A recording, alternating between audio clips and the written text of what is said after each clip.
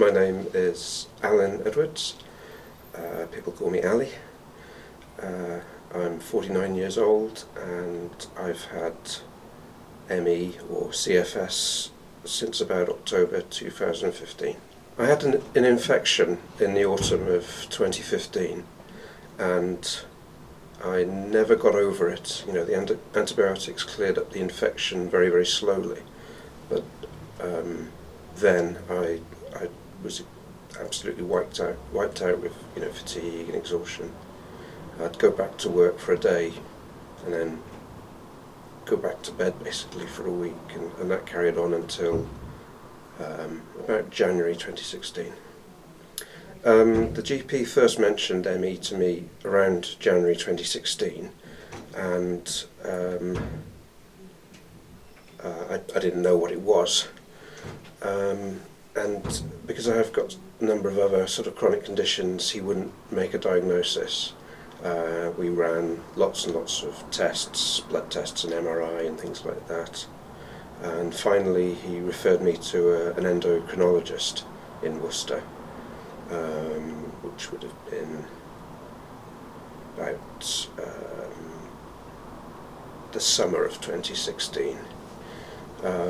I saw the consultant in September, so not a huge waiting list.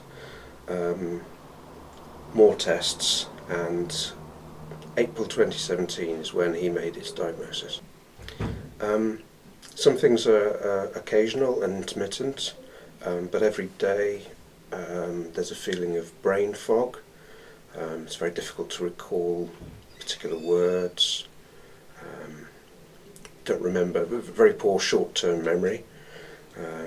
Words get mixed up when you're speaking. You forget the most simple word like carrot, or I forgot how to do my cufflinks up one day. I was looking for next Wednesday on the calendar and I literally couldn't read the calendar. So that makes things at home and at work quite difficult. You can possibly feel my voice. It gets weaker throughout the day, and by the end of it I've lost my voice. And I used to do a lot of public speaking and things like that, so that's quite difficult. When I'm getting tireder, I suffer from tremors in my arms in particular, so holding a mug or a glass is difficult. For some reason all of this feels better when I'm lying down, so being horizontal. So you're always fighting this desire to be flat. I've got a very, very sort of Swiss cheese long-term memory now, whereas I would have had a sort of 20/20 memory. There's now very, very significant family things that I've got no recollection of. And then there's more occasional things which relate to, I guess, when I'm more tired, more ill, where physically from the head down to the ends of the arms just hurt, ache, and that's tied in with absolute exhaustion, where there is no way that I could even stand or talk. I've just got to lie down and there's no way of fighting it. And all of those have combined to mean that I now work part-time, whereas I used to have a full-time job, and I also find that the symptoms combine together to disrupt sleep. In particular, for me, I have no difficulty falling asleep, but I suffer from extremely vivid nightmares, which are completely real, often very violent, and you're in a life-threatening situation. I used to play a lot of sport, just knockabout sort of level. I now get very tired with that. Well, working with the CFS team, I was able to come to the decision to work part-time. That's probably been the most significant benefit in terms of the treatment. I've also learned to talk to my family more and to my boss more. Normally I would lock things away inside, but it's so much easier when they know how ill I'm feeling. I've learned a little bit about exercising better. I have a daily commute which in total involves walking for about 5 miles, I suppose, and I do that 3 days a week. And then the days where I'm not at work, I would normally have rested, literally lain down. So I'm starting to walk a mile or so on those rest days. So it isn't sort of peaks and troughs. There's a sort of more regular exercise going on.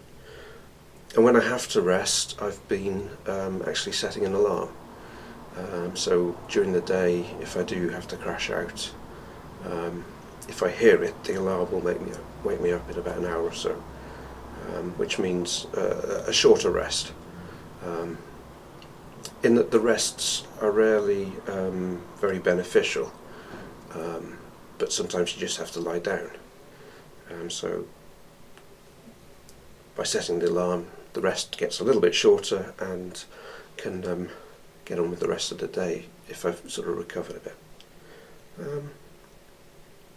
I've been looking at different techniques as well, like mindfulness, and there are a couple of exercises that I've taken and do once or twice a day.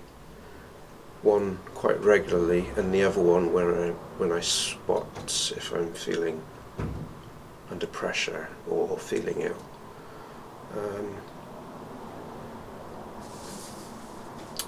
There's some very good techniques which I've heard about from the lifestyle group around sleep hygiene and some memory and concentration changes, and sleep and the sort of cognition being my main symptoms. They're the ones which are most interesting to me, but they're also they feel like the most difficult to sort of take on board. So I know that I've got to do a lot more with that. The staff are extremely friendly, and actually the rest of the group are very friendly. For me, the temptation was that I would be very insular about the illness and about my experience of it. But to go to the group, to get the most out of it, you need to engage with everyone there, chat about things that are helpful for us, but also hear what other people are trying out. And actually, the most useful thing I learned was from a fellow sufferer. I always used to say, people ask, "How are you?" And I'd say, "Well, I'm tired. I'm always tired." But somebody else in the group says, "Why don't you say, I'm ill, I'm feeling ill?" And learning to say that as a response, to describe it as being ill, not just tired, was extremely useful. It's an illness that doesn't seem to have a cure, and getting over the desire to find a cure and instead learn how to manage things on a day-to-day basis or a week-to-week basis, that was an obstacle. And elements around time and the real world and family and work pressures, it's quite difficult to prioritise looking after yourself when there's everything else going on. And obviously when you do prioritise yourself, you feel like you're missing out on something or you're letting somebody else down. So it's learning how to communicate around those. That's been a barrier. There is a barrier from within the lifestyle management group. We all have different symptoms, some much worse than myself, and we all have different levels of acceptance of the illness. So sometimes it does feel like you're concentrating on somebody else's negativity, or maybe I'm bringing some negativity to a group where sometimes I actually feel quite positive and I want to move on with something. but it's been quite useful to sort of understand that I'm not suffering from this as bad as some people are, and that's a good thing to learn as well. For me, I was really fortunate. My GP was very positive about this being an illness. He didn't look at it as being a mental health issue or depression or stress. So if you can find a friendly GP, my advice would be to start talking to them and see if they can help you. I think a lot of this comes down to awareness within the community. It's an illness which is invisible, but for a sufferer to actually be out and about doing a normal job or just doing the shopping takes a huge amount of preparation and probably a huge amount going on inside, and so having a better awareness around the country that this is an illness. You don't look disabled or you don't look ill, but actually you are. I think that would be a huge amount towards recognising it as an incapacity or a disability. I've learned a lot from the lifestyle group and talking to my GP, in particular about how to get the support from my family and from work, how to talk about it better. I had done a lot of work on my own to try and understand the illness and what I could do. So the lifestyle group just reinforced that and showed me some new techniques. I'm not sure. I know I'm better at managing it now, and in a normal week I can still function. I can still go to work, do things with the family.